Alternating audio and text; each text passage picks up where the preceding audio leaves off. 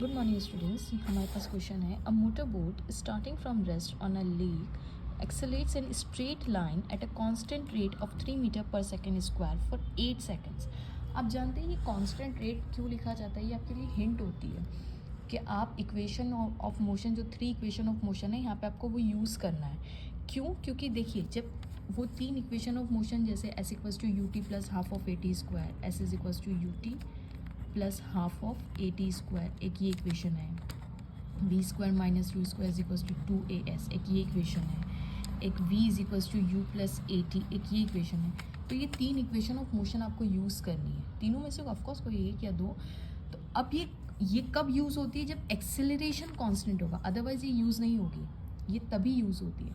Okay, so this is the hint कि देखिए acceleration कैसा है, कांस्टेंट एक्सेलरेशन से बोट जो है वो आगे बढ़े, मूव फॉरवर्ड।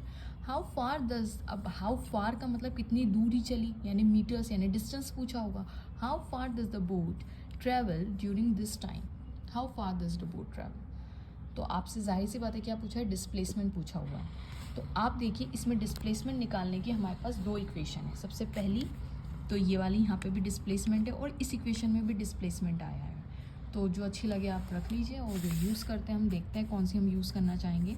सो सबसे पहले हम क्वेश्चन की information, motor boat starting from the rest, अगर रेस्ट से स्टार्ट हुई है तो उसकी इनिशियल वेलोसिटी कितनी होगी, 0। एंड एक्सेलरेशन हमें दिया हुआ है, it is all datas are given in the question.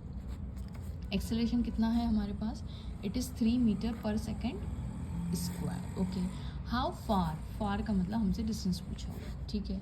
During this time, कितने इतने टाइम में, इन अच्छा टाइम भी दे के रखा है, इन 8 सेकेंड्स में बोट कितनी दूरी तक वो चली होगी 8 सेकेंड के अंदर। अब आप देखिए 3 मीटर पर सेकेंड की स्क्वायर से उसकी रफ्तार इतनी है ना, इतनी एक्सेलरेट कर रही है। 8 सेकेंड की बात की हुई है उन्होंने। तो अब चलिए देखते हैं। अब आप मुझे बताइए, इसमें आप अगर ये वाली इक्वेशन लगाने जाएंगे तो डिस्टेंस तो पूछा हुआ है हमसे, एक्सेलरेशन दिया हुआ है, करेक्ट है, पर हमारे पास इनिशियल वेलोसिटी भी है, राइट, लेकिन हमारे पास फाइनल वेलोसिटी नहीं है।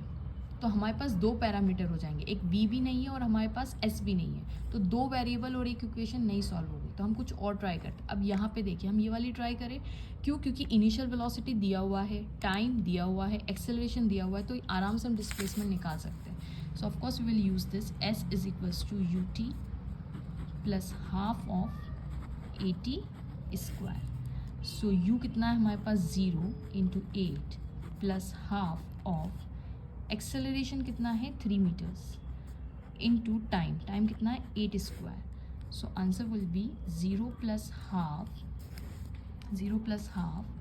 Into 3 plus 64। ओके, सो 2 1 ज़ा 2, 2 3 ज़ा 6, 2 2 ज़ा 4, the answer would be 96। S is equals to 96 metre. मतलब ये जो बोट है, ये हमारे पास जो बोट है, इसमें किसी को बिठा देते हैं, ये कितनी आगे तक बढ़ी होगी, ये गई होगी s is equals to 96 metres in 8 seconds. Thanks for watching.